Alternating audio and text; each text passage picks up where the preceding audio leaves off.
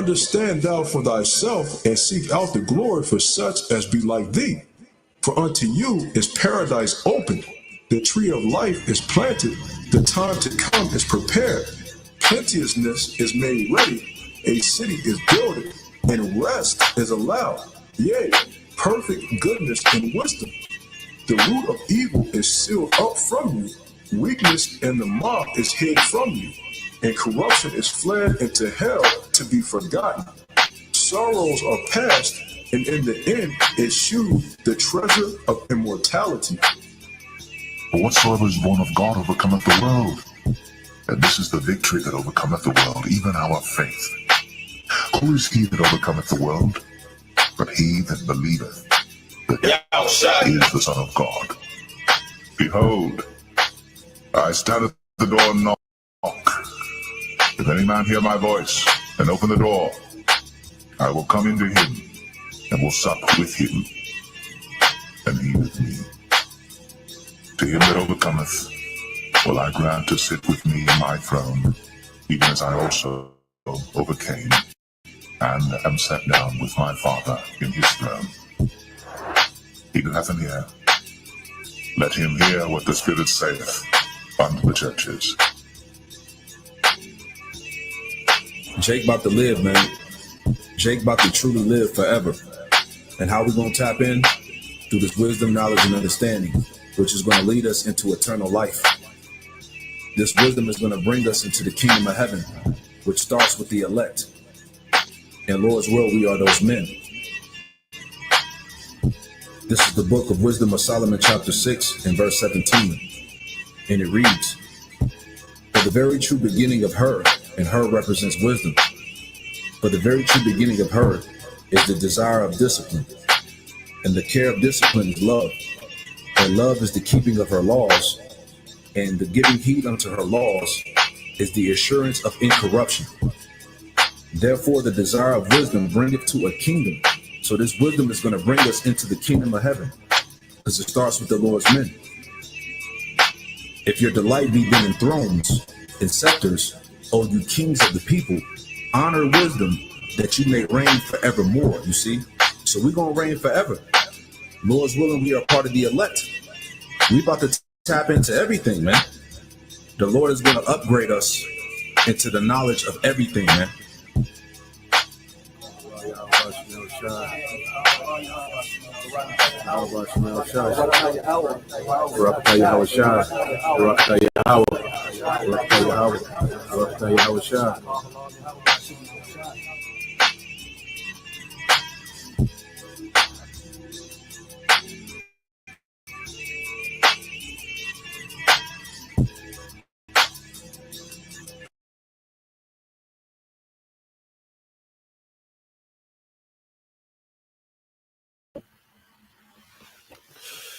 All right, Shalom. First and foremost, we would like to give all praise and glory unto Yahweh, Bahashem, Yahushua, Bahashem, Kakwadash. Double honors unto the apostles and the elders of GMS who rule well, teach well, being great examples towards younger brothers. And peace and blessing salutations to the hopeful elect out there pushing his word in truth and in sincerity across the four winds in the name of Yahweh, Bahashem, Yahushua.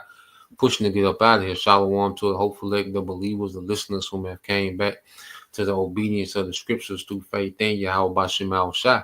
All right, and I'm the brother Yashama, got the beloved brother Anah, all right, GMS all in. And we want to get into the day, all right, with the brothers of GMS Mississippi. And what we want to get into today is the end of the American project, you know, as we're in the high time of prophecy, okay? And ever since the inauguration, you know, things have been full throttle.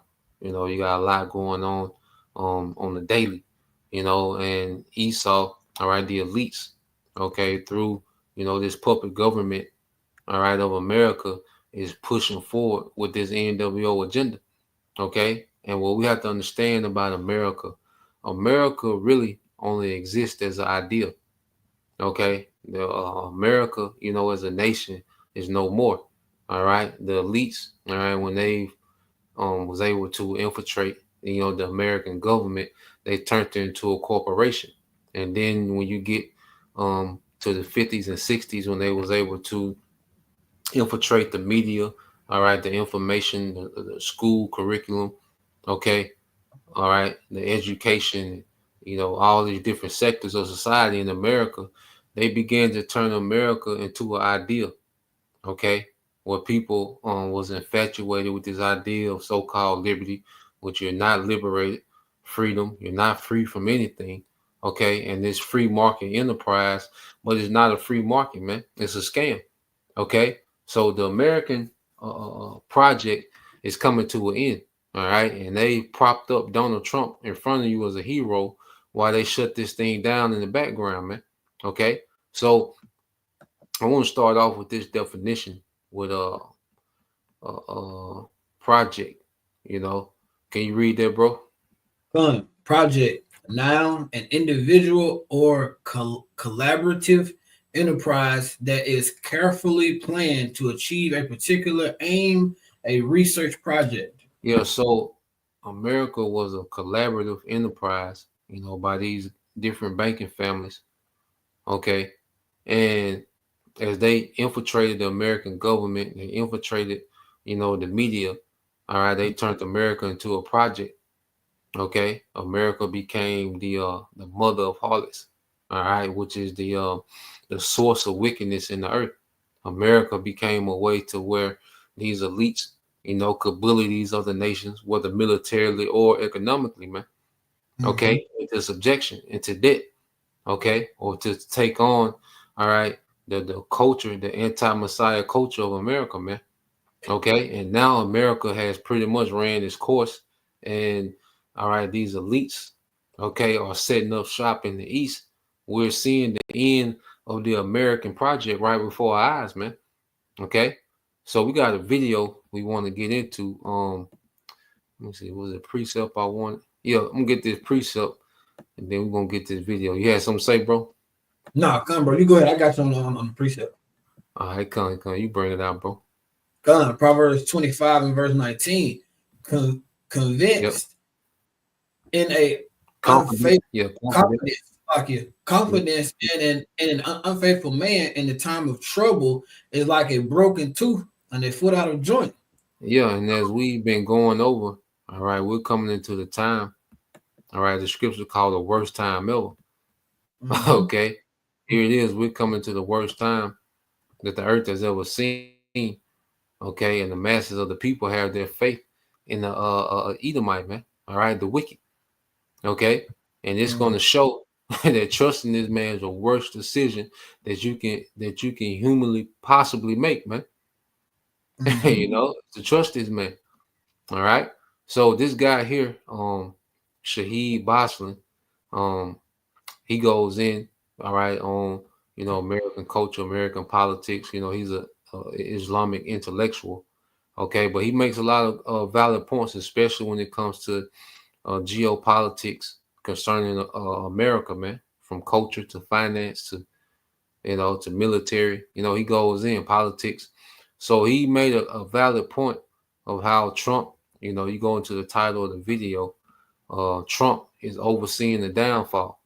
Okay, so Trump is just put in place to oversee what the elites already been having in place, all right, for a while now. Okay, so Trump is like the shop foreman, okay, meant to call the shots from up top. Okay, so this the link, because we're not gonna play all of it, but we're gonna play, the beginning of a little portion of it and go from there, because it's gonna segue into another video, all right, that we're gonna go into as well. So we're gonna let this play, and we'll go from there.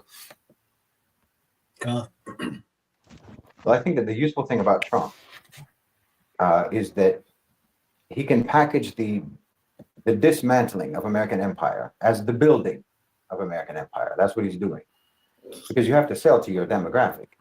And Americans are not the most mature, the most realistic, the most responsible people in the world, the most well acquainted with history and so forth.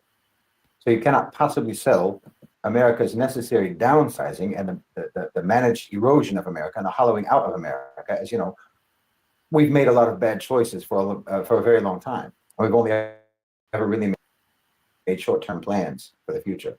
So it turns out that there's a lot of unavoidable, necessary change changes that have to be made at your expense. You can't really sell that to the American public. You can't tell the American public that consequences are a thing. That demographic of political consumers simply cannot compute a message like that. Because look, what Trump is going to do, what he is doing, and what he will do, these are all things that were going to happen anyway, with or without him. He's just the one who's selling it to you as a good thing. That's his job. You know, he's like the guy at a company who's designated as the one to deliver the bad news to you that you're going to be let go. And you designate him for that job because he has a way of presenting it to you. He has a way of presenting to you, you being fired as the greatest opportunity of your life, you know, all the new horizons that you're going to be able to pursue and so on. That's Trump. That's Trump's job. You know, America has been stuffing balloons up their sleeves for a very long time and telling everyone that they're muscles. But now even the balloons are deflating. The great American hoax is over. And Trump is there to oversee the dismembering of American empire. The US is going to be isolated, it's going to withdraw, and it's going to be non-competitive globally. Like I said, this is all unavoidable. This would have happened with or without Trump. You've simply come to the end of your life cycle as a hegemonic superpower. And the decay and the decomposition that will follow is just part of the natural process. Trump can't be blamed for that, and he can't be given credit for any of this. But his job is to make you think that none of it's happening, even while it's happening right in front of your face. This is what Trump's main job is. Because look, for example, drill, baby, drill, right? Make America energy self-sufficient, et cetera, et cetera. Fire up all of the dormant oil wells and so forth in West Texas and so on, while simultaneously asking OPEC to lower oil prices, which of course means asking OPEC to increase production. Okay. The way that goes is increase production by OPEC, and if they do it by the US as well, okay, then the oil price drops and cheap oil floods the market, out of sync with demand, driving the price down even further. Now the price is too low for it to even be profitable for American producers to drill, to refine, or to extract. Do you understand? American oil producers need for oil to be at a minimum of $40 per barrel for it to even be worth it. For it to even be worth it to drill and extract and refine and so forth. Meanwhile, OPEC can still make a profit at just $10 a barrel. So you understand, America cannot play the oil game with OPEC. OPEC has the capacity to ramp up oil production if they want to, anytime they want to. They can ramp up oil production. They can increase production to a level within just 90 days that America couldn't reach even in 5 years. In other words, OPEC can decimate the American oil and gas sector anytime they want. The only reason they don't do that is because they want to maintain price stability for their own benefit, for their own reasons. They would rather have oil at $70 a barrel or $100 a barrel rather than $10 a barrel. So they choose to allow America to stay in the game. That's the only reason. But if you're going to ramp up oil production on your end, well, then you better hope that OPEC responds by cutting production on their end just to stabilize the price. Because if they don't, if they respond in kind and they do what you do, and they also ramp up oil production, and then they drive the price of oil down to their minimum profit level, well, that will nuke America's whole oil industry. Plants, drilling sites, refineries, all of that's going to shut down. Tens of thousands of jobs will just disappear overnight. And for every one job in the oil and gas sector, there's at least 2 or 3 jobs that are indirectly related to that. So you were looking at potentially hundreds of thousands of jobs lost by drill, baby, drill. Not to mention,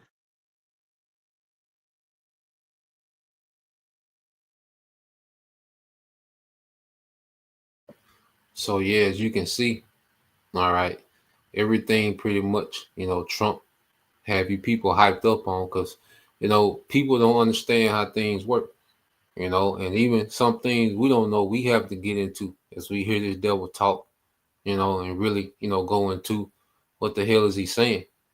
All right. But if you just sitting there cheering, okay, have no idea, you just excited about a few Mexicans, being deported. Okay. It sounds good to hear that there's only 2 genders again. And, if you're just a simpleton, as the scriptures say, these things sound great. But when you go into, economics and, how things really work, all right, Trump is doing a silent, all right, demolition, all right, on you American people, man. Okay, he's being used to do a silent demolition because he's just a small part to a larger game. Okay, so the masses have no idea, all right, about the drill, baby drill. Then he talks about the jobs that they're going to create. Okay, but we're going to get into why, all right, American oil, okay, is not competitive on the global market, and why America has to be energy independent on these OPEC nations. Would you go into your OPEC nations? Since he mentioned it, I'll get it real quick. We'll get a few precepts, and then we'll segue to that other video that explained American oil.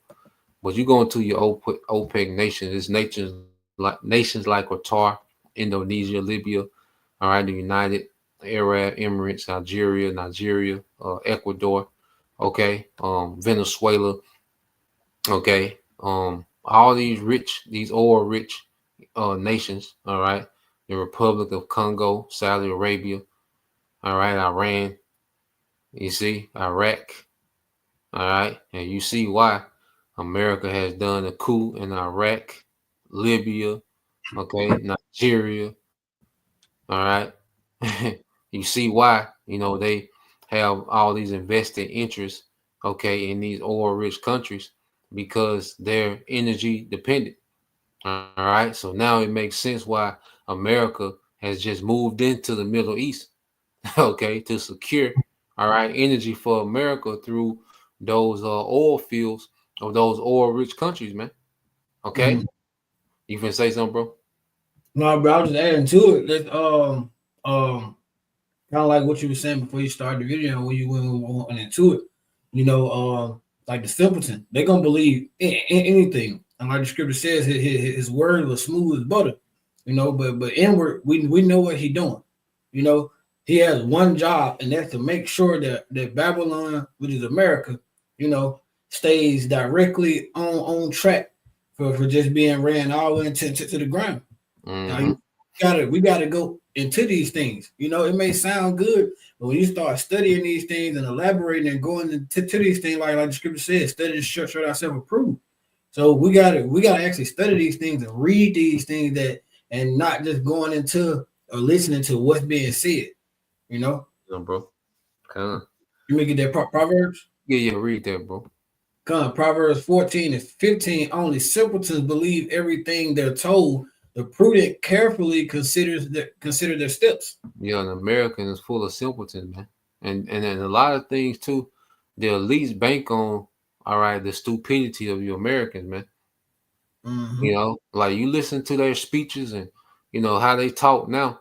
They pretty much talk plainly, but they know that Americans are so goddamn stupid that they can say anything and do anything, man. Okay, Americans are so immature and childish; they're easily distracted. Okay, they have short attention span. All right, so they're able to roll these things out right in front of you more and more. Okay, because Americans full of simpletons, man. All right, and being simple is going to be deadly.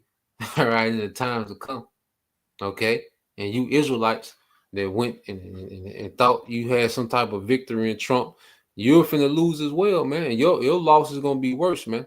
Okay, because he's not, the devil's not gonna show any mercy to the tribes, man. Okay, only the elect will be protected, man. Okay, so got one more, and then we'll segue. I was trying to get that word simpleton for you because it makes sense.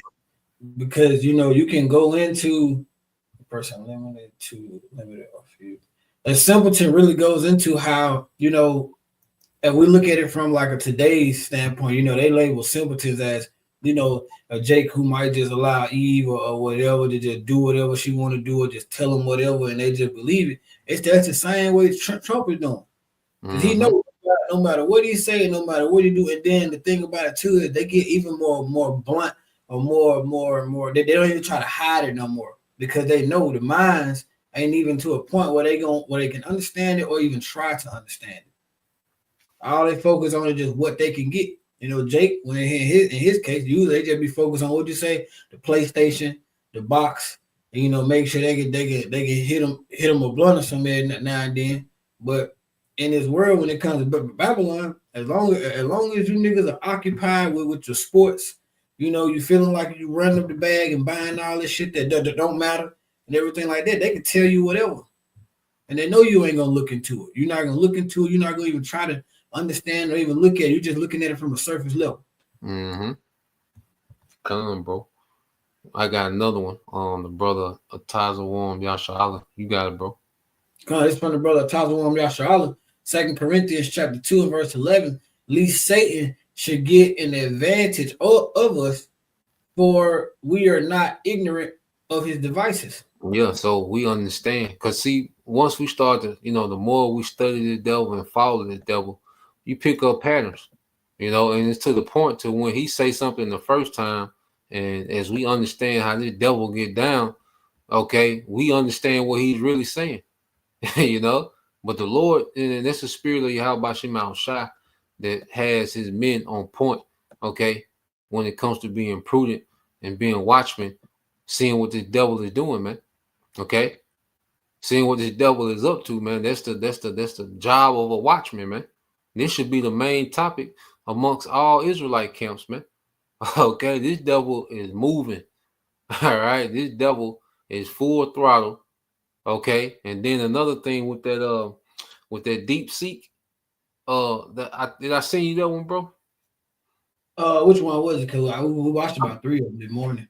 I think I did. China got a new AI app that blowing Chat GPT out the water.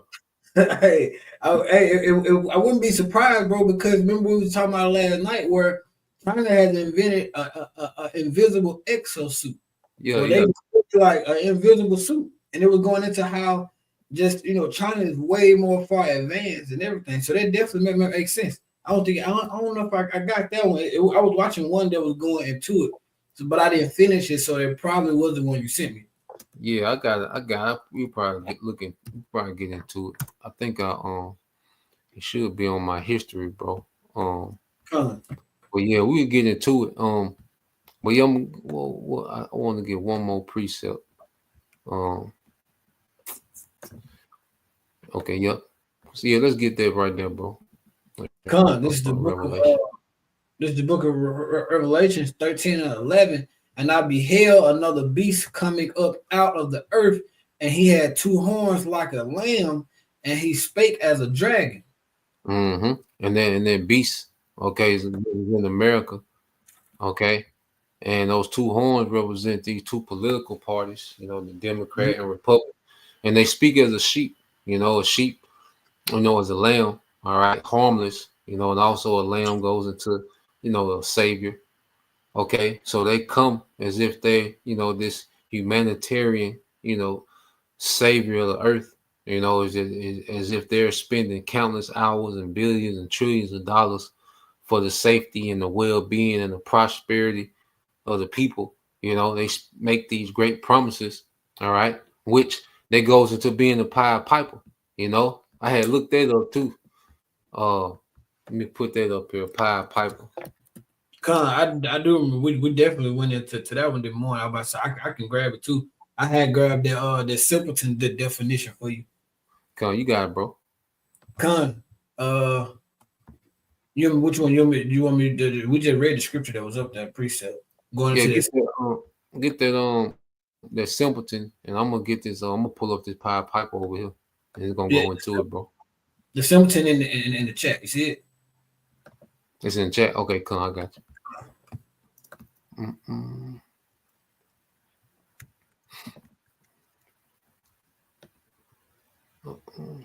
Okay, yep. So you go into you can read it, bro. Yep. This is the simpleton, and then this was just a Google did the definition for it. It says a foolish or gullible person. Foolish and gullible. Gullible means just believing whatever you hear. Whatever somebody tell you, that's the first thing. Okay, cool. You don't look into it. You don't read it. It's just that you go out, you make your decisions on what somebody else tell you. All right. And then it gave an example. It said a simpleton is an idiot, a person without much common sense or intelligence. Mm-hmm. This is one of many words such as moron, dummy, or dimwit. So go ahead. I'm just saying that's the masses you got, bro. Cause they're just going into this. This is literally how the government or Trump, the nigga that all y'all standing behind and got so much faith in, and then even the elites who running this whole entire thing. This is how they look at the masses. They look at the masses as simpletons, morons, dummies, dimwits. Like you ain't. They don't even think you have the capacity or the mental intelligence or the mental capacity to understand. Maybe I should look some of this stuff up for myself, or maybe I should read this piece of paper versus somebody else reading it to me. But long story short, this is how the masses. Well, this is the masses, but this is overall how your so-called government. This is how they look at you. Come on, bro. And I got that perfect term, because Trump is a Pied Piper. You hear that term a lot, but what does it mean? So it says the hero of a German folk legend, popularizing the Pied Piper of Hamelin by Robert Browning, sometimes Pied Piper. It says a person who induces others to follow or imitate them, especially by means of false or extravagant promises. Heavy, bro. Again, it says a person who induces others to follow or imitate them, especially by means of false or extravagant promises, man. Okay, and this whole utopia of AI, this utopia of make America great again, make American Christian again. These are nothing but false and extravagant promises, okay, by the Pied Piper, okay, Donald Trump. All right, and he's been put in that position to play the Pied Piper because he has the hearts of the people. Okay, that whole fake assassination and all these different things played a part in that character that you people love. Because the East, you gotta remember, these people run Hollywood. The same people that run Hollywood run politics. Okay, so they know how to put on the show. Just like you watch your favorite series and you have certain emotions towards certain characters. All right, certain characters you dislike, certain characters you have you have a theme for. Okay, so certain characters you relate to. All right, well, Esau does that with everything. Okay, especially politics, man. All right, so let's go here because see the devil, like going back to Revelation 13:11, he's speaking like he's being the Pied Piper, that lamb, okay, making these promises, but then he's gonna speak like a dragon, man. He's gonna get very aggressive, okay, and pushing his agenda. All right. So let's play this and it explains why America, all right, they have these oil reserves, but their oil is not usable, all right, for American industries, man. Okay. So let's play this. I'm gonna let most of it play. If you want to say something, bro, just chime in. I'll pause it for you, bro. I was just gonna really what you just said, about how this is a side note. So about the fake assassinations, right? And we know the government spends, and you can look this up, they spend around 3.2 billion per year in Secret Service. And anybody who has any type of military knowledge, or just pay attention to anything as far as numbers, the so-called United States president is one of the most protected individuals in the country, and you got to have multitude amounts of norms of training to be even considered to go to fill out an application for the Secret Service. And you mean to tell me they couldn't? If you got into the story of this guy, man, that with that so-called assassination, the point is there is no way that these things are not planned out. It's all meant to grab the minds and make Trump look like this undefeated, unkillable like hero that's supposed to bring Babylon the Great, back into being, the number one power, when his ultimate goal is to make sure that this motherfucker stays on track to just being ran straight into the ground. Mm-hmm.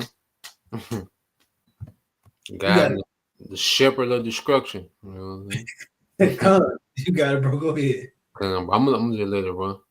I said we want to chime in. Just let me know when to stop if you want something. If you want to add to it. Come on, bro. Do it. Go ahead. All right, bro. We're closing the border and we're drilling. And you keep us moving towards energy independence. Our country must cut back its reliance on foreign oil. So we're going to need oil for at least another decade. See, and beyond that, we're going to need it. Based on how much politicians talk about oil and using the oil reserves, I always kind of thought the U.S. was running out. We've got about 35 years worth of oil left in the whole world. But I couldn't be more wrong. In just the 10 years after 2008, the U.S. went from a place with slowly dropping oil production to more than doubling its output and reclaiming its spot as the biggest oil producer in the world. But there's something peculiar.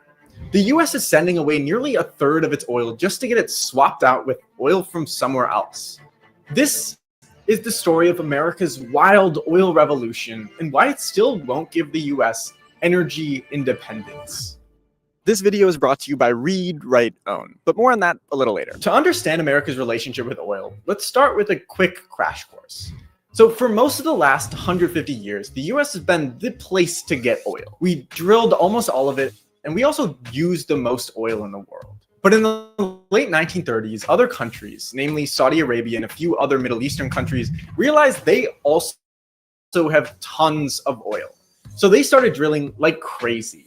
Around this time, the US starts importing a little bit of oil, but it still drills most of it itself. But America's ravenous demand for oil to fuel its planes, trains, and automobiles can't be contained. America's demand for oil starts significantly outpacing US production. So bring in the imports. Pretty quickly, the US becomes increasingly reliant on foreign oil. But then in 1973, after the US gave money to Israel, Saudi Arabia's enemy in the Yom Kippur War, they and other Arabian oil exporters were like, actually, no more oil for you. And imports slide. The Mideast oil embargo. The US doesn't have enough oil to make up for this loss, so there's just no oil for consumers. Gasoline stations ran dry. Empty gas pumps, no more road trips. To be sure that there is enough oil to go around for the entire winter all over the country, it will be essential for all of us to live and work in lower temperatures. The problem was so bad that President Nixon literally told businesses to stop working if it would save energy. What's the run store? 30 chairs, non-squeak. What's run store? 15 non-wobble. What's run store? Lights. I am directing that the daytime temperatures in federal offices be reduced immediately to a level of between 65 and 68 degrees. And that means in this room too. And with this, the U.S. My boy said, turn that goddamn thermostat down, goddamn shit. I'm trying to hold it in, bro. Shit, that boy said this room too, goddamn shit. Turn that shit down, goddamn shit. Oh man. God damn. But that shows you how fragile, American energy, infrastructure is, when it comes to energy dependency on these other nations. And that's why, they, cause they use 9/11 as an excuse, to set up shop in the Middle East to keep this oil coming to America, plus many other reasons as well, but one of the main reasons was to keep their oil coming to America, man. All right, because it's energy dependent, because the American oil is not usable. You gonna get into. You can say something, bro? No, I was laughing at what you were saying, like when he said turn that thermostat down. Mm-hmm. And then you gotta look at it. He even said that, stop going to work if that means saving energy. So what do you gotta look at the other side of it? They want to save energy, but they want you to not go to work. So who gonna take the hit from either side of this, man? Like this Babylon is set up, it's gonna fall whichever way it go. Whichever way it go, it's still gonna fall, man. Come on, bro. Yeah, I'm gonna get back into it, bro. Yeah, go ahead, bro. He cooking. Go ahead. Mm-hmm. Really starts talking about this thing called energy independence. And boy, back, man. Reduced immediately to a level of between 65 and 68 degrees. And that means in this room too. And with this, the U.S. really starts talking about this thing called energy independence and the U.S.'s crippling lack of it. To respond, Nixon bans oil exports from the US and makes a plan to build 1,000 nuclear power plants by the year 2000. According to one estimate, if all of these nuclear power plants were actually built, the US would be able to meet twice its energy demands in 2022, with no fossil fuel emissions from the production. But instead, there's 54. Anyway, in the meantime, the US needs more oil because those gas engines aren't going to run themselves. But that's a little awkward because the US still can't find that oil in its own soil. We start importing more oil from Canada, our pretty peaceful neighbor, but our oil habit still requires we bring in a bunch from the Middle East. It's in this context, slowly getting more oil from Canada, using a lot from OPEC countries, and not getting much here, that perfectly sets up a revolution. So as you can see, the line that I'm on right now is going down. And a similar thing is happening with natural gas, the other big fuel source we use in America, that's collected largely the same way as oil. You'd think that it's going down because we're out of oil, but that's actually not true at all. The US had and still has tons of oil. The problem was we couldn't get it. This is the Barnett Shale. It's a giant natural gas reserve around Fort Worth, Texas. And in 1995, the US government said it had just like a bunch of natural gas in it. But it was unconventional. See, there are two ways that things we want tend to exist underground: conventionally or unconventionally. The conventional oil wells were just, think about a big oil puddle underneath the ground. You're just tapping it like a straw and sucking it out. We still have plenty of wells like that, like Saudi Arabia, the Middle East. They basically have that kind of oil in plentiful, right? That's why it's super cheap. But this Barnett Shale is not like that. It's made up of these big rocks called shale that have natural gas and some oil trapped inside of them. But the question is how to get in. People have kind of known the answer for a long time was fracturing the rock, or fracking. Even John Wilkes Booth, a month before he killed Abe Lincoln, was a fracker. But the problem with early fracking was it didn't always work super well. Like for John Wilkes Booth, he put some explosives into a well and made a huge hole, but there wasn't a drop of oil left. So naturally, he left Pennsylvania and killed the president, I guess. See, this is the type of anger not getting oil can give to people, especially when they spend tons of money on it.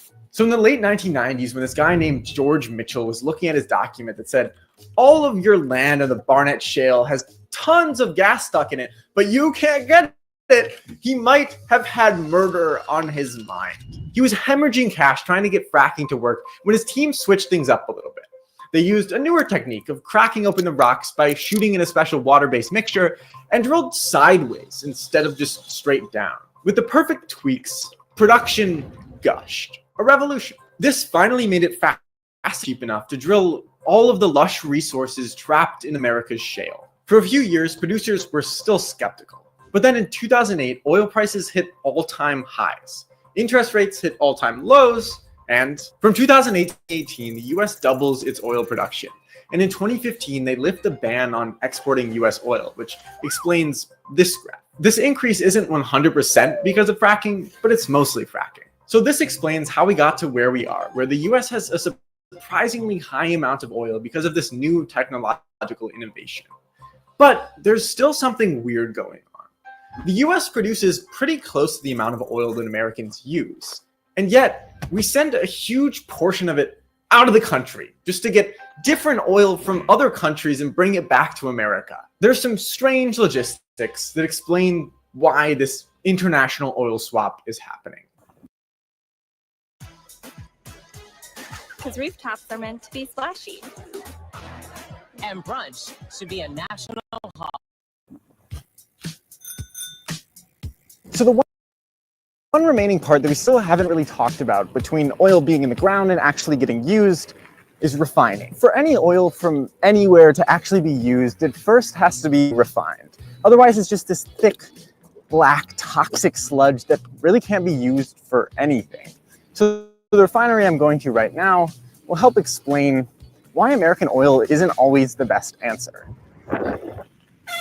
This is Chevron's El Segundo oil refinery, which is one of the biggest oil refineries on the West Coast. And most of the oil it's cooking isn't American.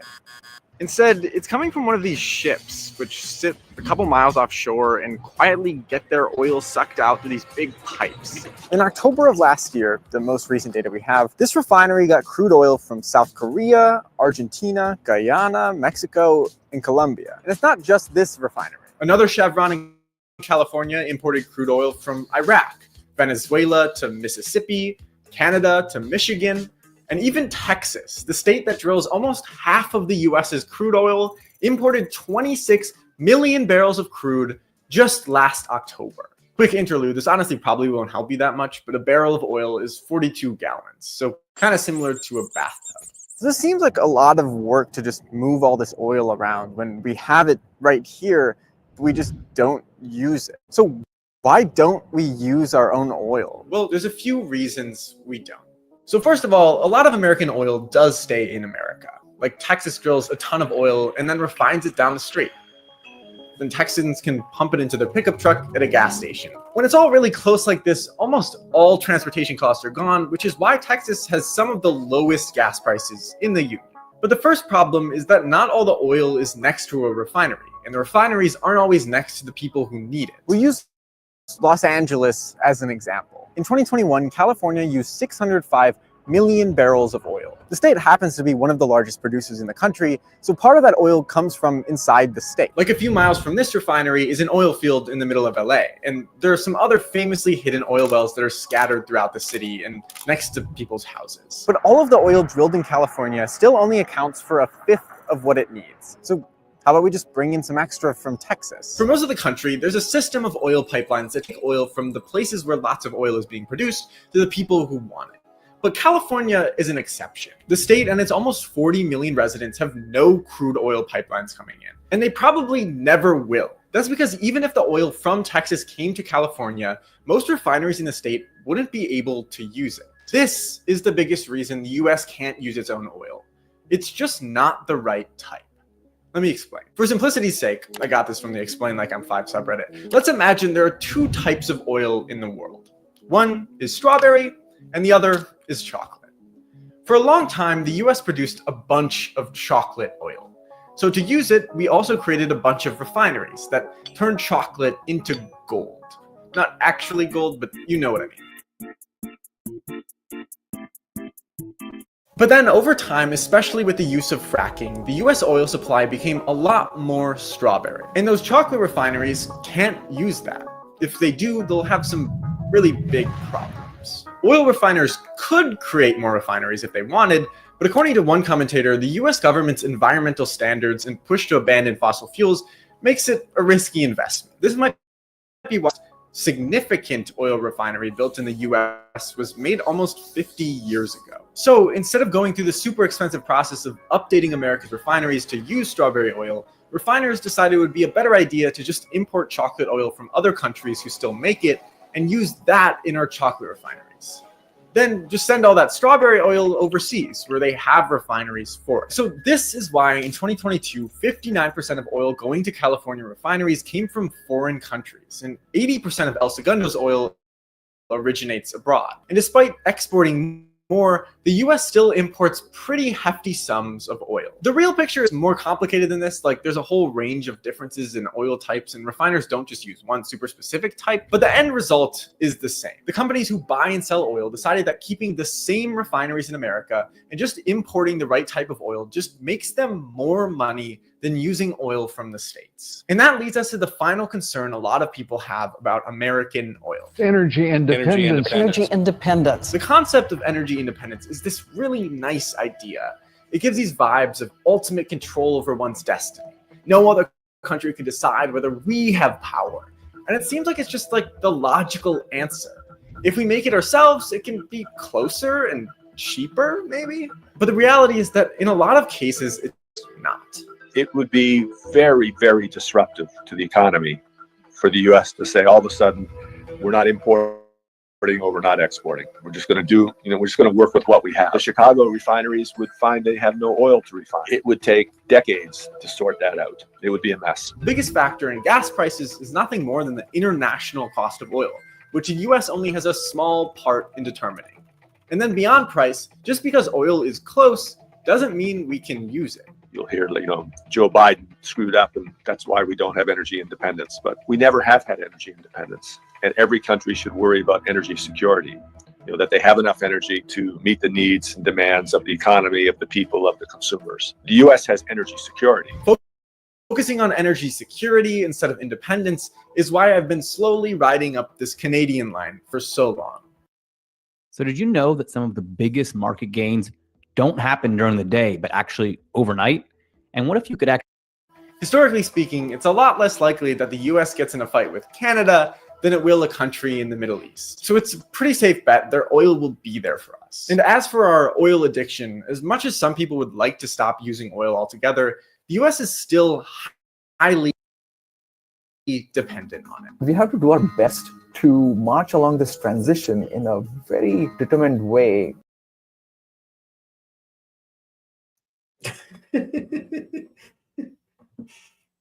You're still on mute, bro.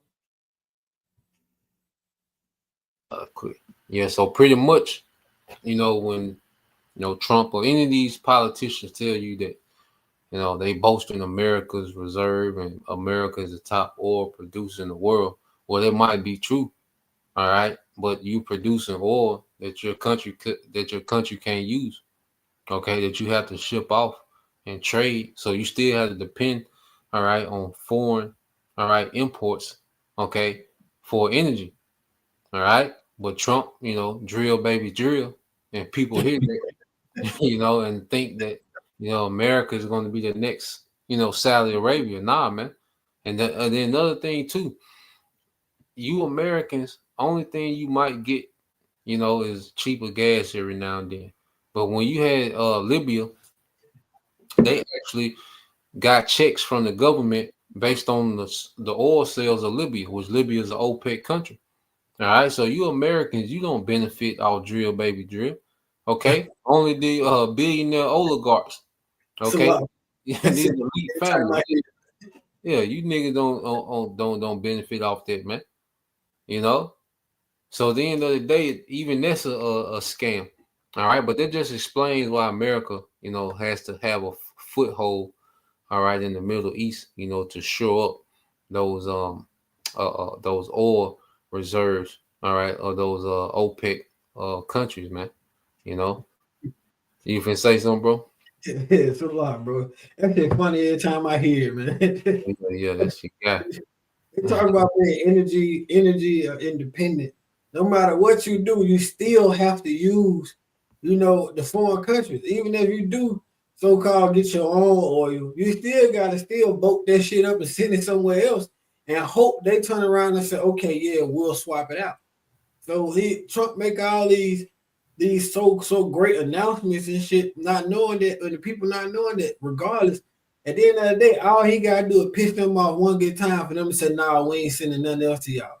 That's one thing. And then on top of that, with Canada, he making all these great, these great sound, it's smooth. Everything he's saying, what's going on with Canada and everything.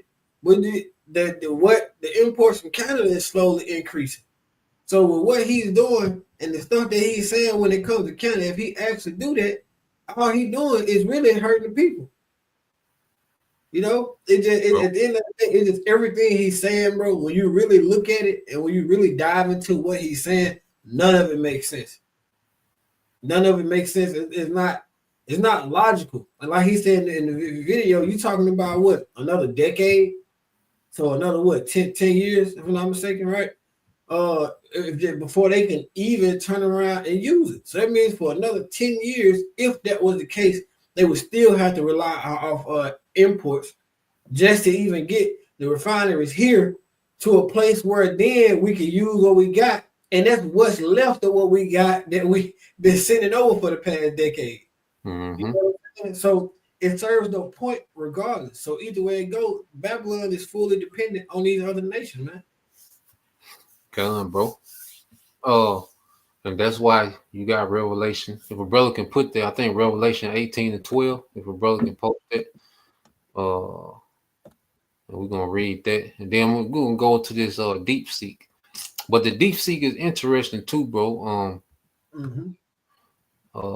Because I was watching one video and they were saying that deep seek AI it doesn't need those large data gathering facilities, you know, like Open AI and these other, tech giants of America, these American corporations. So they were saying like that the deep seek doesn't need those big data gathering infrastructure, which ultimately, if that's the case, man, hey, that might sped up them making the chip mandatory by some years, man.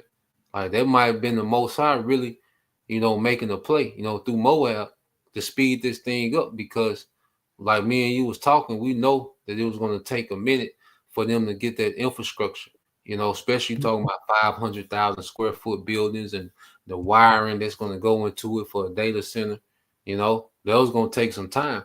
But if those buildings are not needed, if they don't need those big mega buildings for data gathering, and this deep seek is the way, then that might be a game changer, bro. And then it's even it all goes back to and people have to realize that the whole point of that when it comes to these even those like the AI centers and going into the robots and everything is all to replace you niggas. So either way it go, man, Esau is trying to get to a point where everything is as cheap and as cost effective for him. He don't give a damn about none of us. Even me and you, bro, especially the tribes. Nah. Esau don't give a damn about his own people. As long as it would fill their pockets and would make more sense for them to become richer, bro, that's all they care about. The same way with the oil. It's cheaper for them to get it imported than it is to fix what they got going on over here. Just like just like it's cheaper to leave them guns and military hardware in the Middle East than to ship them back. So Esau all about a profit, man. What he say? Hey, we're gonna ask him for it back. All right. You got my money. You got it, bro. Read that Bible, sir. This is brother Hopeful Elect 3, Isaiah 30 and verse 12. It says, wherefore thus saith the Holy One of Israel, because you despise this word and trust in oppression and perversiveness and stay thereon. Yeah, so this is the mindset of our people, because this is addressing Jake, because our people, they trust in oppression. This is a very oppressive system, and our people trust in it. Perverse goes into twisted and crooked. This is a very oppressive, twisted, and crooked society. Everything, like I say, is a scam. Everything is meant to oppress you in some type of way, mentally, physically, spiritually. All right, but our people, they do not look outside of this way for some type of solution, man. They stay their own. They depend on this way. All right, not knowing that hey, this thing is going to crash, man. Okay, as you get in verse 13, you read verse 13, bro. This is brother Hopeful Elect 3, Isaiah 30 and 13. Therefore, this iniquity shall be to you as a beach ready to fall, swelling out in a high wall, whose breaking cometh suddenly at an instant. Whose breaking coming suddenly in the instant. It's going to be in the instant to the masses of Jake because they're not following this thing. That's why the Apostle Paul said, you are not as though as they in the dark, but the light, the children of light. We see these things. We see, all right, that this devil, all right, is full throttle on this thing. All right, that he's purposely and intentionally crashing this thing, man. We see these things happen in real time. All right. So as we see these things happening, it's not going to be at the sudden, at the instant. Okay. But if you out here and you trust in this, and this is your end all be all, it's going to come as a sudden, because people are not paying attention to the buildup. Okay. I think I posted one earlier. And Bob Gashad, I meant to say Revelation 18 and 11. If a brother can post that. But you can read this one, Bible Shot, real quick. This is the book of 2nd Exodus, chapter 16 and verse 21. Behold, victuals, is that right? Victuals? Victuals, yep. Victuals, come the water. Victuals should be so good, cheap upon earth, that they shall think themselves to be in good case, and even then shall evils grow upon earth, sword, famine, and great confusion. Yeah, sword, famine, and great confusion. And people think that themselves in a good case. Like I say, things are still affordable. Certain things are cheap. Okay, and people look at that just because they had the same day that they had yesterday, as if things aren't getting worse, as if there isn't things in the making, all right, that's coming, all right, to wreak havoc on you people, okay, in your day to day. People can't see their convenience being snatched away. People can't see their freedoms, the little freedoms they do have being snatched away. Okay, they don't see this place getting extremely violent. They don't see a real pestilence being turned loose. Okay, with a 90% mortality rate, man. Okay, people's mind aren't geared towards that because it's not geared towards prophecy, man. So if these people, all right, are living for the day, okay, and then have their mind set on this place continuing on, okay, it's going to cause great confusion when things come to a sudden halt, man, and things get uncomfortable, all right, and evil quick, you know. You got that. I see. Okay, you got that revelation. Yeah, you can read that, bro. Because going back into it, America thrives off imports, man. Okay, the American economy, the American convenience and comforts, it all thrives off imports. Okay, most people wake up and do what? They get them some coffee, put them some sugar in the coffee. Well, guess what? It's all imports. Okay, so you start your day with imports. Okay, most of your clothing, most of your furniture, and all these different things come from imports. Okay, these different beers and a lot of liquor. Okay, because Jake talk about cognac, but doesn't know that that's an actual city in France.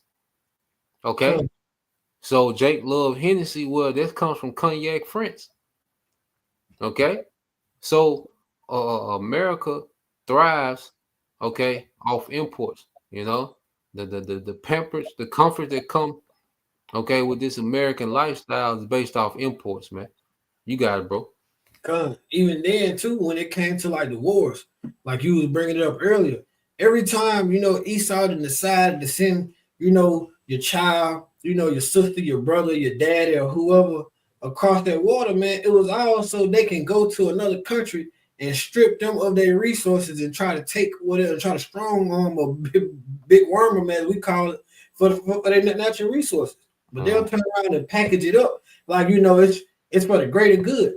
And you hearing that same shit again right now. Oh, what we're doing is for the greater good with this new agenda that they're going into.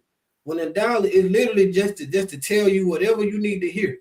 It's real sound, real good. But on the back end, you're gonna be the one suffering from it. Mm-hmm. You read that, bro. This is the book of Revelations, chapter 18 and verse 11. And the merchants of the earth shall weep and mourn over her, and for no man buyeth their merchandise anymore. Yep, because America gonna be destroyed. And these nations, are used to America being the cash cow. They produce goods, ship it to America, and America sends their money back. So this is the system that this global market has gotten used to. Okay, but when America is destroyed, okay, all of a sudden, okay, their system is going to be no more. Okay, so I want to get this real quick. This video.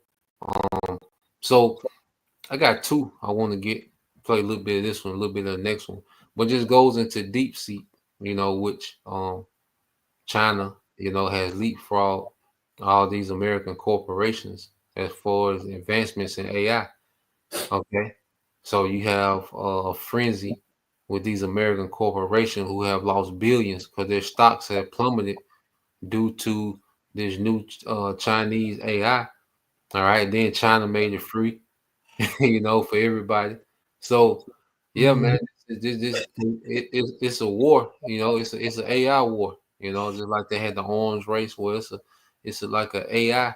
All right, it's a tech race that we're watching, man. You know, so let me play this, and then we'll go from there.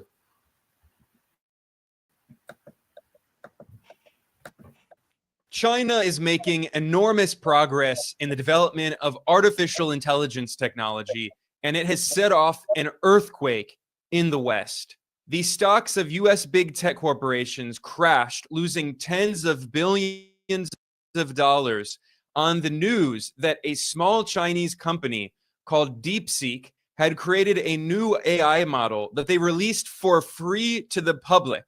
The Western media has referred to DeepSeek as the biggest threat to Silicon Valley's hegemony, and this is widely being called a Sputnik moment.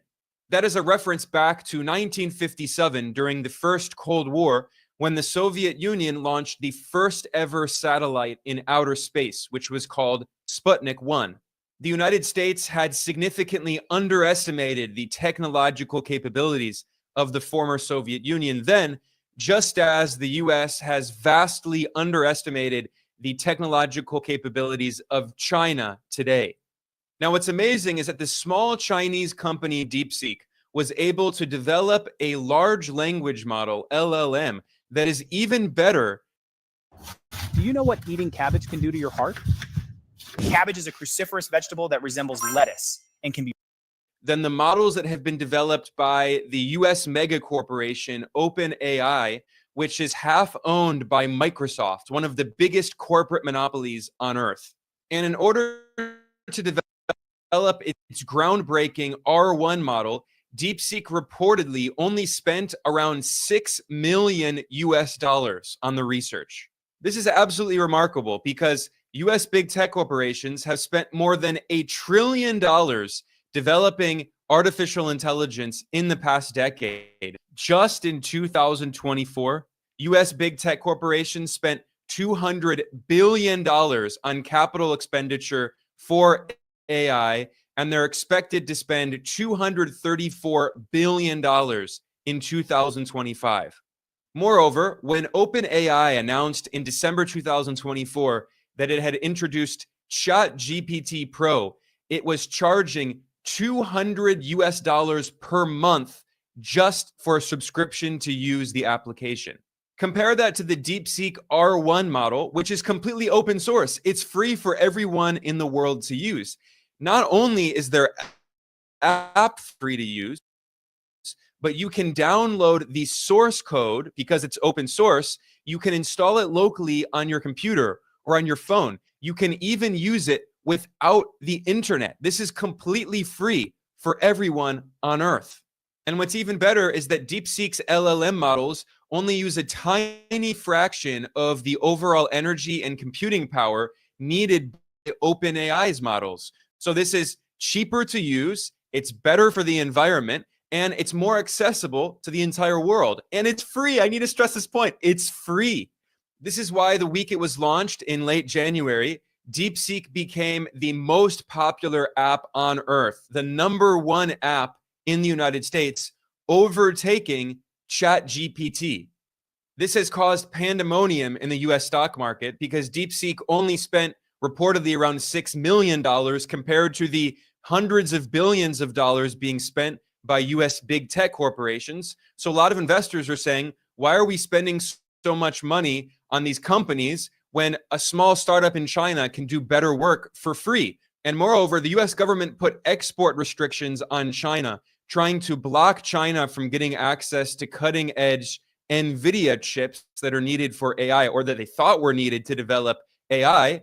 But in reality, DeepSeek has shown that you don't need the most cutting edge chips if you have brilliant researchers who are motivated to innovate. So what happened? NVIDIA lost $600 billion in its market cap in one day. This was the largest one-day loss in the history of the US stock market.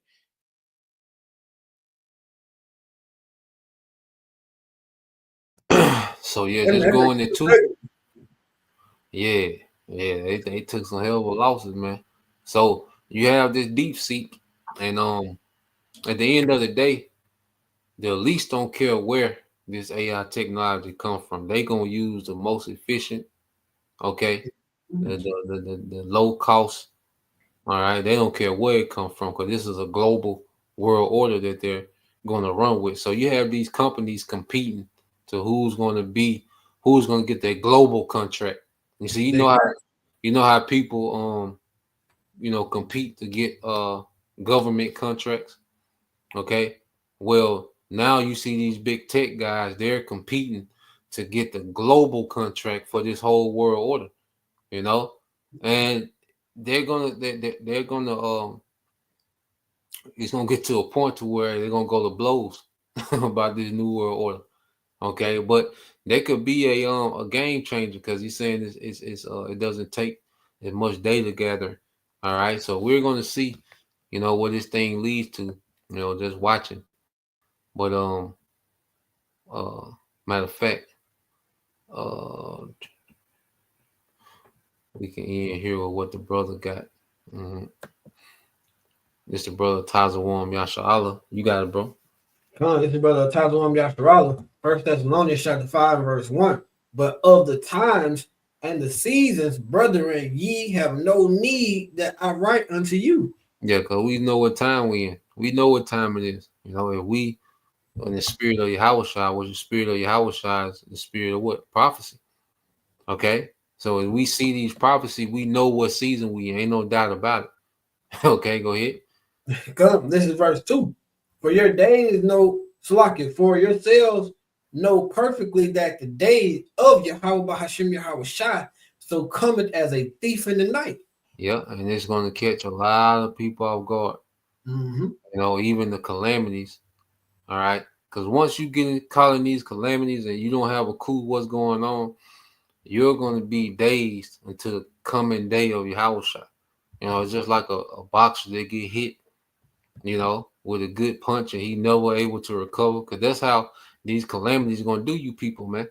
You're just going to be in a dazed state going through these calamities. And if you survive until the coming of Yahushua, it's going to be like a thief in the night, man. Because you're going to be so focused on trying to survive, all right? And your mind is going to be, all over the place. You're going to be bugged out, man. Okay, not knowing that, hey, you're in the time of Yahushua. Because that's what these times represent. The civil unrest, okay, the the wars, all right, MOTB, all this represent the coming of Yahushua. You got it, bro. This is verse 3. But when they shall say peace and safety, then sudden destruction cometh upon them, as travail upon a woman with child, and they shall not escape. Yep, it's gonna come out of nowhere. Like those birth pains, they're gonna be intense and they're gonna be more frequent. Okay. You got it, bro. And then they're setting the stage up for peace and safety. And they're telling you peace through AI, through smart cities, through 15-minute cities. That's them telling you we're here to bring peace. We're here to bring efficiency. We're here to bring more convenience. Okay. Not knowing that you have all right of this destruction, that's to come. Go ahead. Verse 4. But ye brethren are not in darkness, but that they shall overtake you as a thief. Yeah, we're not in the dark on these things. And that's why the Spirit has brothers going into these topics more, because these are the things that's relevant. Brothers have other things that they wanted to get into, but this the main thing, man, because this is why we're here, man. To endure, okay, the straight gate and be delivered. All right. So as we see these things approaching, we shed light on these things through the spirit and power of Yahweh Shema Shah, man. Putting the scriptures talk about being that candle in the house, man. So as we go into these things, we're putting the light in the house of David that's been raised up, man, the hopeful elect, so everyone can see, of the hopeful elect. You got it, bro. Call it in the spirit, because you said this earlier. This is verse 5. Ye are all the children of light. All right. And the children of the day, we are not of the night nor of darkness. Yeah, so we're not of the darkness, man. We don't have the mindset of, hoping Trump do right. We don't have the mindset of hoping, America, recognizes, Black Lives Matter, some silly shit that Jake be on. Okay. Nah, man, we're not in darkness, man. Okay. Praying to Jesus, to be with Trump, simple nigga right now praying for, for Jesus' hands to be on Trump, no. Okay. It's not going to be the play, man. All right. The Lord hand is going to be on Trump. All right. Either through a missile or through captivity, So, yeah, that's the point, bro. You had something else? Nah, I was just gonna add you. He doing a great job. Let him keep doing what he doing. Ah, He yeah, doing that's my guy. a great job. Boy, that's my 47. Swinging day one. He doing a great job. Goddamn, boy, Trump done won. Goddamn, pimping the hell out of these folks. He crossing. He said, "Get that boy a hit, man." He crossing the boys over, man. But yeah, with that, we pray that you brothers, all right, and you sisters edify once again. We want to give all praise and glory unto Yahweh, Bahashem, Yahushua, Bahashem, Kakwadash, and double honors unto the apostles and the elders of GMS who rule well, teach well, being great examples to his younger brothers, and peace and blessing salutations, hopefully. Shalom. Shalom.